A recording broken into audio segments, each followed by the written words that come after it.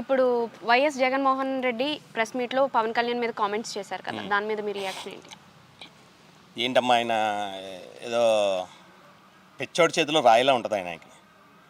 గత రాజశేఖర వాళ్ళ తండ్రిని అడ్డం పెట్టుకుని అధికారంలోకి వచ్చిన వ్యక్తి ఆయన ఒక సైకో.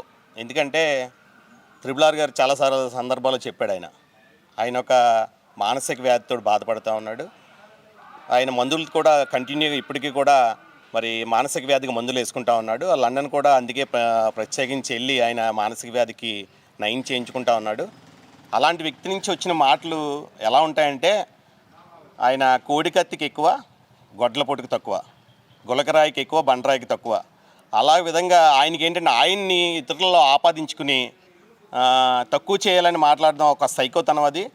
అలాంటి వ్యక్తి గురించి అంటే సంస్కారహీనుడైన అవతల వారిని ఏం మాట్లాడాలి. ఎందుకంటే గత ప్రభుత్వంలో చూసాం, కొడాల నాని కానీ, రోజా కానీ, అదేవిధంగా మన పేరు నాని కానీ విమర్శలు ఎంత బలంగా ఉండి అంటే వ్యక్తిగతంగా, అంటే రాజకీయంగా విమర్శ చేసుకోవచ్చు తప్పలేదు, కానీ వ్యక్తిగత విమర్శలు అనేవి నిజంగా చాలా ఒక వ్యక్తిత్వాన్ని హననం చేయడం అంటే అది ఒక మనిషిని చంపినతో సమానం.